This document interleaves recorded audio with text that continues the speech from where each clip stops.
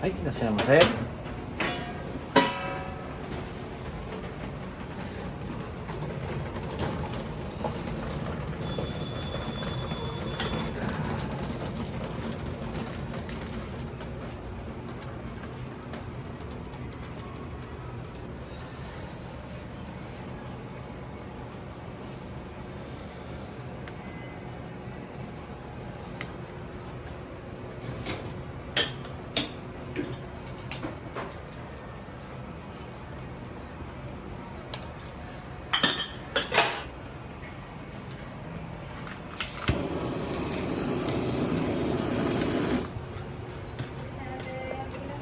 はい、いらっしゃいませ。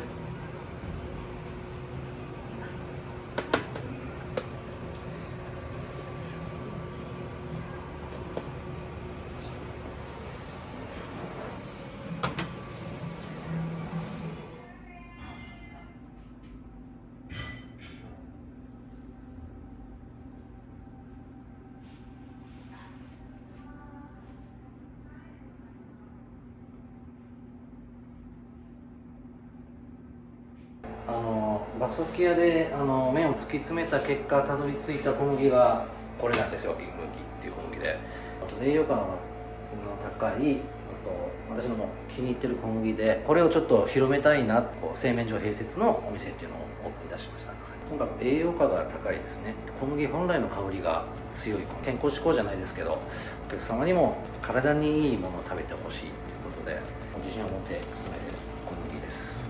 きっかけですか、やっぱりその麺を突き詰めていった中でたどり着いたっていうかですね、焼きそばを作る上でたどり着いたんですけども、焼きそばだけじゃやっぱりちょっともったいないなっていうことで、いろんな使い道ができるなっていう、そういう思いでここで焼きそば以外の商品でですね、麺以外でのお好み焼きとかパンとか、この銀麦の可能性を今後追求していく上での施設ですね。誰でも入れるって言ったらあれですけど、飲食店であれば、興味がある方であればぜひ追求したい気持ちのある方であればどなたでも入れます。もう皆さんに知っていただきたいんで、定休日も設けてませんし、朝から夜まで開いてるお店だから誰でも寄ってもらえて、もう知ってもらうきっかけになるお店にしたいなと思います。